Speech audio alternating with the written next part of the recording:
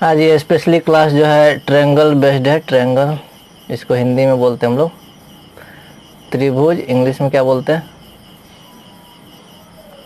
Triangle. ठीक है, triangle का मतलब क्या होता है? त्रिभुज। त्रि का मतलब कितना क्या होता है? तीन। भुज का मतलब होता है भुजा, यानी तीन भुजा से घिरा क्षेत्र। ट्राई का मतलब भी होता है वही थ्री यानी तीन। एंगल का मतलब होता है कोण। ठीक है, तो यही चीज़ है, समझ में आ गया। तो त्रिभुज तो हमें समझ में ये आ चुका है कि जो तीन भुजाओं से बंद आकृति को ही हम लोग क्या कहते हैं? त्रिभुज कहते हैं। और त्रिभुज को डिनोट करने के लिए हम लोग ये जो है ना, ये सिंबल छोटा सा त्रिभुज जो है, ये क्या है? ये डिनोट करते हैं। डिनोट करना मतलब दर्शाना। त्रिभुज को डिनोट किस चीज़ से करते हैं? ये वाला सिंबल से, है ना, जो कि त्रिभुज के जैसा ही है। ठीक है, और कुछ जाने त्रिभुज के बारे में तो सबसे पहले देखो, ठीक है, इसमें हम नामांकन कर सकते हैं ए बी सी से। ठीक, इसमें दो तीन चीज़ जानकारी के लिए है। यहाँ जो ये पॉइंट हम कर रहे हैं ना, पॉइंट ए के जगह पे, बी के जगह पर, सी के जगह पर, इसको हम लोग बोलते हैं वर्टेक्स। क्या बोलते हैं? वर्टेक्स बोलते हैं, जिसको हिंदी में हम लोग शीर्ष बोलते हैं। ठीक है, और ये बी से लेकर के सी तक की जो दूरी है, इस चीज़ को हम लोग क्या बोलते हैं? साइड बोलते हैं। ठीक है, क्या बोलते हैं? साइड। और ये वाला हो गया भुजा।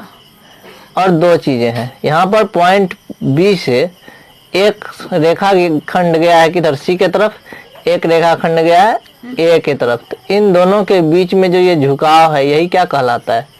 कोण कहलाता है। ठीक है, यहाँ पर रेखा BC और AC के बीच भी एक कोण बन रहा है ना, और रेखा AB और AC के बीच भी क्या बन रहा है? कोण बन रहा है। तो कुल मिलाकर के त्रिभुज में तीन कोण बन रहा है। शीर्ष कितने हो रहे हैं? शीर्ष कौन कौन है? A है, B है और C है। ये तीनों जो है क्या है? शीर्ष है। शीर्ष यानी वर्टेक्स है। साइड कौन कौन सा है? भुजा।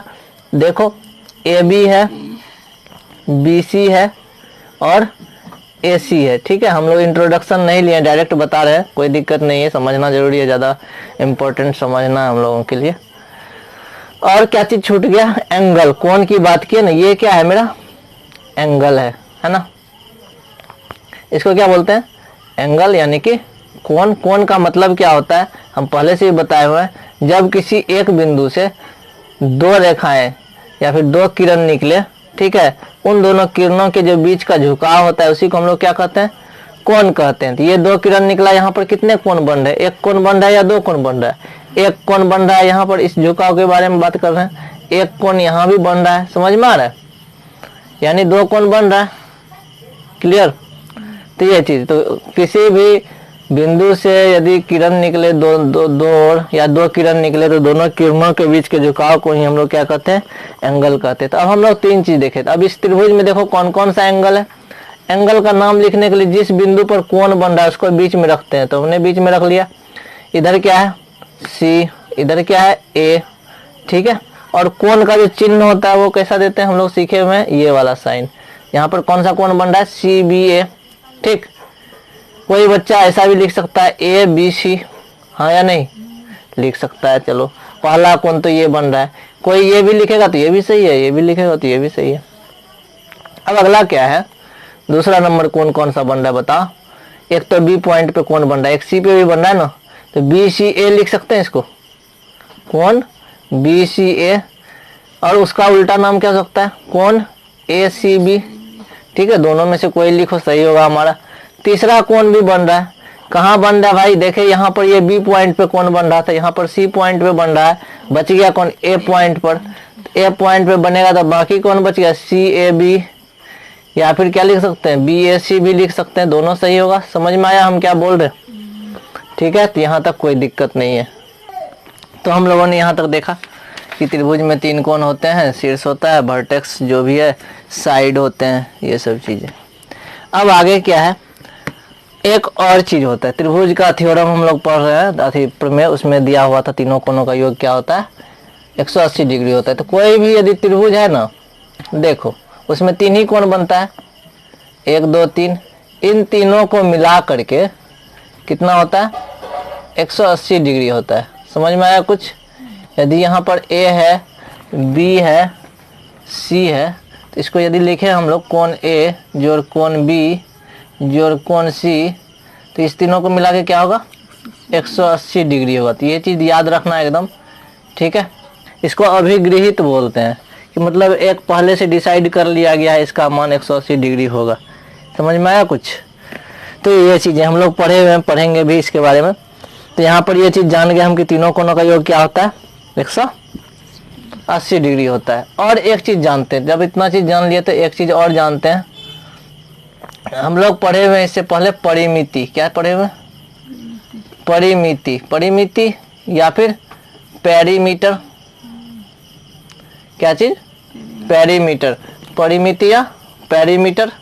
पेरीमीटर या फिर इसको दूसरा नाम क्या बोलते हैं, परिमाप भी बोलते हैं। परिमाप। परिमाप का मतलब क्या होता है? परि का मतलब होता है चारों ओर, ठीक है, चारों तरफ का। माप का मतलब तो माप, तो इसमें तो 3 ही तरफ है तो तीनों का माप है ना।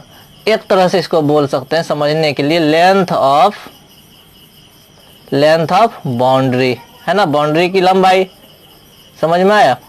तो इसका जो चारों तरफ का बाउंड्री है उसकी लंबाई को ही हम लोग क्या बोलते हैं, परिमिति बोलते हैं, परिमाप बोलते हैं, ठीक है। तो यदि हम क्या करें, तीनों को जोड़ दे, तीनों को जोड़ दे तो क्या हो जाएगा। यदि मान के चलो ये ए है, ये शीर्ष बी, ये सी है। यदि ए से बी की दूरी क्या है, देखो हम लोग लेते हैं ए शीर्ष है ना, ए शीर्ष के सामने वाले भुजा का नाम हम लोग रख लेते हैं स्मॉल ए। समझ में आया कुछ? एक तरह से रख लिए। बी शीर्ष वाले भुजा के सामने वाला का नाम रख लिए हम लोग स्मॉल बी, और सी शीर्ष वाले भुजा के सामने वाला, सॉरी सी शीर्ष वाले का सामने वाला भुजा का नाम रख लिए हम लोग सी। तो अब भुजा का माप हमको मालूम चल गया, है ना। माप का मतलब ये मत कंफ्यूजन में पड़ना सारे ABCD लिख दिए, ये इसको कैसे जोड़ेंगे। यहाँ पर 5 4 3 कुछ भी हो सकता है, वो एक अलग बात है। तो इसका परिमाप क्या हो जाएगा, तो परिमाप बराबर हो जाएगा यहाँ पर कितना हो जाएगा, A + B + C हो जाएगा, ठीक है। परिमाप को हम लोग सूचित करेंगे यहाँ पर खास करके त्रिभुज में 2S से। किस चीज से? 2S से। A + B + C हो जाएगा। समझ में आया कुछ? तो 2S ध्यान में रखना, ठीक है। परिमाप को हम लोग सूचित करेंगे यहाँ पर त्रिभुज के परिमाप को 2S से। क्यों सूचित करेंगे इसका आगे समझ में आ जाएगा, ठीक है। यहाँ पर तब S बराबर क्या निकल जाएगा, S बराबर A + B + C/2 निकल जाएगा, है ना। समझ में आया कुछ?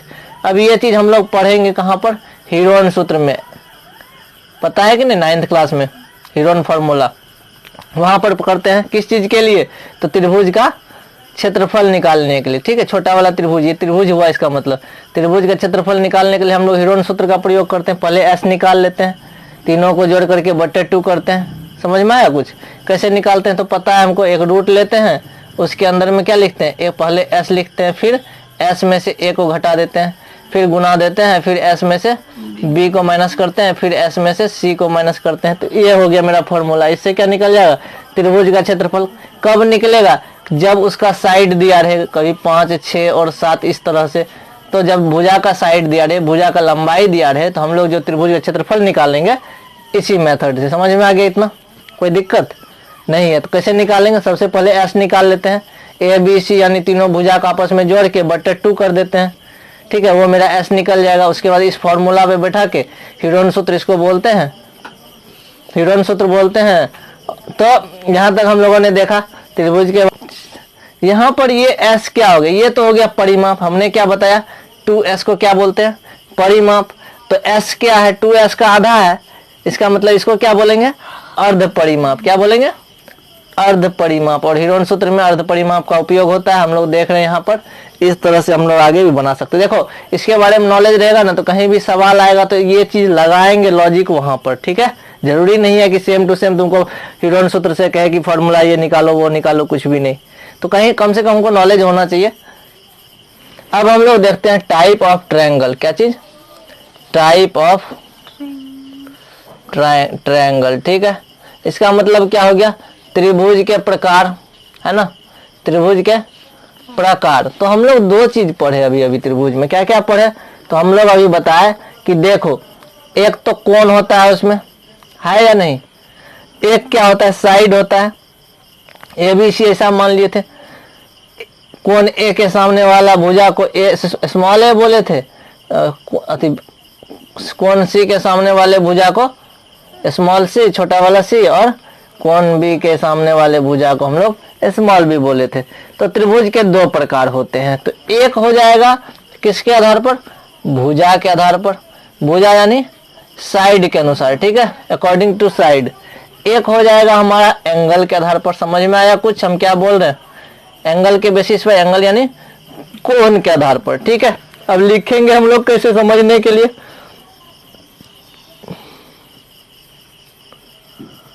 अकॉर्डिंग टू साइड, ठीक है। इसका हिंदी क्या हो जाएगा?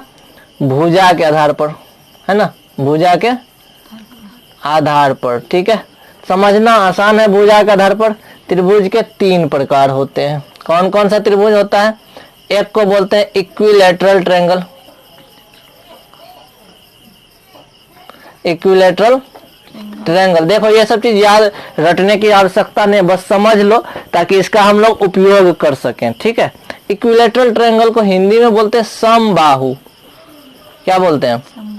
समबाहु त्रिभुज बोलते हैं। समबाहु, देखो सम मतलब क्या होता है? समान, ठीक है। तो अर्थ निकालेंगे हम लोग कहां से? उसी वर्ड से निकालेंगे। बाहु का मतलब होता है भुजा। क्या होता है? ठीक है, समझ में आ गया। समान भुजा वाले ट्रायंगल। तो इसके थोड़ा बहुत गुण है, उस गुण को हम लोग देख लेते हैं तो और अच्छे से समझ में आ जाएगा। तो इक्विलैटरल का मतलब हो गया क्या चीज? समान भुजा वाले ट्रायंगल। यदि इसका नाम हम लोग ए बी सी रख देते हैं, इसमें तीन कोण बनते हैं, ठीक है। और ए के सामने वाले का नाम हम लोग रख दिए ए, बी के सामने वाले का नाम रख दिया स्मॉल बी, और सी के सामने वाले का नाम रख दिया स्मॉल सी। इसका मतलब क्या हो गया? चूंकि क्या बोल रहा है, तो यहाँ पर हो जाएगा ए बराबर बी बराबर सी हो जाएगा, है ना। ये ना होगा ये। अभी या तो ये लिख सकता है बच्चा, है ना। यदि बोलेगा सर ये चीज हम नहीं समझ रहे, तो ये भी लिख सकता है ए सी, एक भुजा, ये किसके बराबर हो जाएगा? बी सी के बराबर, ठीक है। तो बी सी लिख दिया, थोड़ा सा अच्छा लगता है। सी बी भी लिख सकते हैं, कोई दिक्कत नहीं। सी ए भी लिख सकते हैं, उससे कोई फर्क नहीं पड़ता है। तो अब देख लो, एक ए बी भी लिख सकते हैं, ठीक है। तो लिखने का दोनों तरीका मेरा सही है, हमको जो भी तरीका अच्छा लगे उसका उपयोग कर सकते हैं। ये चीज तो समझ में आ गया, आया कि नहीं? अब देख लो, जैसे ही ये समबाहु त्रिभुज है, तीनों भुजा बराबर होगा, तो आंख बंद करके ये समझ जाना इसके तीनों कोण भी आपस में बराबर होंगे। इसका मतलब क्या हुआ कि कोण ए प्लस कोण बी प्लस कोण सी बराबर 180 डिग्री। ये तो पहले से हम लोग जानते हैं, हाँ या नहीं? बोलो, जानते हैं ना। लेकिन अभी अभी क्या बोला कि पहला कंडीशन तो ये हो जाएगा, होगा कि नहीं, कि दो सारे भुजा आपस में बराबर है। दूसरा कंडीशन क्या बोल रहा है ये भाई साहब, कि कोण ए बराबर हो जाएगा किसके? कोण बी के बराबर हो जाएगा किसके? कोण सी के। तो हमको दो चीज याद रखना बहुत जरूरी है। समबाहु त्रिभुज जैसे ही बोलेगा तो हम ये समझ जाएंगे सारे भुजा इसके बराबर होंगे। यदि एक भुजा दिया हुआ है तो हम समझ जाएंगे ये भी 5 है, ये भी 5 है, ये भी 5 है, यदि 5 सेंटीमीटर दिया हुआ रहे तो। और जैसे ही समबाहु दिया हुआ है तो हमको ये भी समझना होगा इसके सारे कोण भी आपस में क्या है? बराबर है। तो यदि आपस में बराबर है तो देख लो, कोण ए के जगह कोण ए को रखते हैं, ठीक है, प्लस कोण बी भी किसके बराबर है? ए के बराबर है, इसके जगह पर भी ए लिख देते हैं। कोण सी भी किसके बराबर है? ए के बराबर है, तो यहाँ भी ए लिख देते हैं। समझ में आ रहा है? क्योंकि तीनों बराबर है। उस हिसाब से हम लोग यदि देखें तो यहाँ पर ए प्लस ए कितना हुआ? 3a। कोण ए है तो कोण ए का सिंबल दिए, ये वाला साइन नहीं छोड़ेंगे, कोण है तो 180 डिग्री हो गया। तो कोण ए बराबर कितना हो जाएगा? 180/3 हो जाएगा, है ना। ये उधर माइनस में नहीं जाएगा चूंकि ये गुना में है ए के साथ, तो यहाँ 3 यानी कि 60 डिग्री आया। तो कुल मिलाकर के हमने देखा चूंकि ये तीनों क्या है? कोण ए बराबर कोण बी बराबर कोण सी, इसका मतलब ये किसके बराबर हो जाएगा? 60 डिग्री के बराबर। तो हम लोग आंख बंद करके यह भी कह सकते हैं कि जो समबाहु त्रिभुज होता है या फिर जो इक्विलैटरल ट्रायंगल होता है, उसके सारे साइड्स इक्वल होते हैं और सारे एंगल कितने डिग्री के होते हैं? 60 डिग्री के होते हैं। तो इसको दिमाग में बैठा लिए तो हमको कोई प्रॉब्लम नहीं होगा। इसके लिए कोई ज़रूरी नहीं है कि हमको फेयर कॉपी बनाएंगे, उसको याद करेंगे तब समझ में आएगा। ठीक है, एक स्टूडेंट को इतना समझना काफ़ी है। एक चीज़ और जानना चाहिए, ठीक है, मैं बता देता हूँ। बहिष्कोण, क्या चीज़? बहिष्कोण। बहिष्कोण कहते किसको? देखो ये त्रिभुज है, इससे पहले भी हो सकता है बताए होंगे, फिर से देख लो एक बार। ये त्रिभुज है जिसका नाम क्या रखे हम लोग? ए, बी और सी रख दिए। ठीक है, अब सोचो बहिष्कोण किसको बोलते हैं? इसको आगे बढ़ा दो, किसको? बीसी रेखा को आगे बढ़ा दिए तो क्या हो गया ना, तो इस त्रिभुज के लिए ये वाला कोण क्या हो गया? बहिष्कोण हो गया। बहिष्कोण किसको बोलेंगे? इसी को बोलेंगे, इसी को बोलते हैं एक्सटीरियर एंगल। ठीक है, यानी कि बहिष्कोण। इसका एक सिस्टम होता है। बहिष्कोण ये हो गया और अंदर वाला दो कोण। ठीक है, ध्यान से देखो, ये रूल फॉलो करना। तो ये क्या हो गया कि इन दोनों को जोड़ करके बहिष्कोण के बराबर आ जाता है। समझ में आया कुछ? हाँ, यदि इसका नाम डी दे दे तो देखो बहिष्कोण का नाम क्या हो जाएगा बताओ? बहिष्कोण का नाम हो जाएगा ए सी डी होगा। बाहर वाले कोण का नाम ए सी डी। कोई बच्चा कहेगा सर डी सी ए, तो वो भी सही है, लेकिन बाहर वाले कोण का नाम क्या होगा? ए सी डी है। यह किसके बराबर होता है भाई? ये अंदर वाले कोण ए के बराबर होता है। कोण ए का नाम बताओ? तो C A B plus C B A. C B A कहने का मतलब क्या हो गया? देखो कोण ए और कोण बी को जोड़ करके ये बहिष्कोण के बराबर होता है ना? ये चीज समझ में आया? तो अब जरूरी नहीं है कि तुम्हारा परीक्षा में या फिर कहीं भी क्वेश्चन रहेगा तो इसी तरह का फिगर सेम टू सेम बना रहे। सर जो है इधर बढ़ा दिए लाइन, यहाँ बहिष्कोण हो गया। हो सकता है बहिष्कोण का कंडीशन ऐसा भी हो। कैसा हो तो अब समझ जाओ, तुम लोग बताना। मैं इस बार नंबरिंग करूंगा। टीचर क्या कर दिया? इसको आगे बढ़ा दिया, समझ रहे हो? अब बताओ बहिष्कोण कहाँ पर है? इसका नाम रख दिए ए बी सी और डी। बहिष्कोण कहाँ बन रहा है? यहाँ पे बन रहा है। इसका नाम यदि एक रख दे, यहाँ दो रख देते हैं, इसका नाम यदि तीन रख दे तो यहाँ पर क्या हो जाएगा? कोण एक किसके बराबर हो जाएगा? कोण दो प्लस कोण तीन के बराबर हो जाएगा, है ना? बहिष्कोण जो है आंतरिक कोणों के योग के बराबर होता है। समझ में आया कुछ? तो ऐसा भी फिगर रह सकता है। ठीक, हो सकता है ऐसा भी फिगर है, उससे हमको घबराने की जरूरत नहीं। कोई जो है इस साइड को आगे बढ़ा दे। अब बताओ बहिष्कोण कहाँ बन रहा है? किधर? बताओ। यहाँ। ये बहिष्कोण ये किसके बराबर हो जाएगा? अंदर वाले दोनों कोणों के बराबर हो जाएगा। इसको जोड़ करके इसके बराबर होगा। ये चीज समझ में आया? ठीक, ये प्रश्न पूछता भी है। ठीक, तो बहिष्कोण कहीं भी कहीं से भी हो सकता है, इसलिए घबराने की आवश्यकता नहीं है। चलो अब हम लोग आते हैं प्रश्न पे। थे कहाँ हम लोग? समबाहु त्रिभुज में, है ना? समबाहु त्रिभुज कैसा था? तो तीनों भुजा क्या था? बराबर था। बराबर दिखाने के लिए देखो दिखाते कैसे हैं? एक लाइन एक लाइन एक लाइन। क्यों खींचे? इसकी लंबाई जितनी उतनी इसकी उतनी इसकी, तीनों क्या है? बराबर है। ये जो सिंबल दिया ना, इसका मतलब क्या हो गया? तीनों भुजा आपस में बराबर है। अब जरूरी नहीं सर आप एक लाइन दी, हम दो लाइन खींच देते हैं, तो भाई दे दो, उससे कोई फर्क नहीं पड़ता, लेकिन सब में दो दे दो ताकि ये पता चले सारे भुजा क्या है? आपस में बराबर है। अब क्वेश्चन ये है इसमें भी तो बहिष्कोण होगा। इसका बहिष्कोण तो हमको पता होना चाहिए। इसका कोण का मान कितना? समबाहु त्रिभुज में प्रत्येक कोण कितने डिग्री का होता है? हाँ, 60 डिग्री का नहीं होता, 60 डिग्री का होता है। ठीक है, तो 60 डिग्री का। ठीक है, ये वाला भी कोण 60 डिग्री का। बताओ बहिष्कोण कितना डिग्री का होगा? जल्दी बताओ। ये बहिष्कोण कितने डिग्री का हो जाएगा? 120 डिग्री का हो जाएगा। किस कैसे पता किए? तो इन दोनों को आपस में जोड़ दिए। ठीक है, एक लॉजिक तो उससे ही पता कर सकते हैं। दूसरा लॉजिक क्या है भैया कि देखो यदि हमको नहीं करना है वैसे, यदि हमको पता है तो एक लॉजिक और लगा सकते हैं। क्योंकि हमको पता है तीनों कोण कितने डिग्री का है? 60 60 60। और ये कोण निकालना है, ये पता है हमको 60, ये भी पता है 60 और ये भी पता है 60। कैसे पता है? तो दिखा रहे हैं कि ये तीनों भुजा आपस में क्या है? बराबर है। तो जो हमको एक दूसरा लॉजिक भी लगा सकते हैं। ये क्या? एक सीधी रेखा है कि नहीं? और सीधी रेखा पर 180 डिग्री का कोण बनता है रैखिक युग्म से। हम लोग क्या करेंगे, 60 प्लस इसको यदि x मान ले तो 60 प्लस x किसके बराबर कर देंगे, 180 डिग्री के बराबर कर देंगे। तो यहाँ से x का मान 120 डिग्री निकल जाएगा। क्या एक तरीका ये भी है। समझ में आया कुछ। एक चीज ध्यान में रखेंगे हमेशा कि बहिष्कोण जो होता है अंदर वाले दोनों कोणों के योग के बराबर होता है, यानी दोनों के सम के इक्वल होता है। तो यहाँ तक कोई दिक्कत नहीं है। फिर हम लोग मिलते हैं नेक्स्ट लेक्चर में, लेक्चर नंबर 2 ट्रायंगल का स्पेशली। ठीक है, समझ में आया होगा तो कमेंट करना, कहीं प्रॉब्लम हो तो वो भी पूछ सकते हो, कोई दिक्कत नहीं है। चलो ठीक है, धन्यवाद।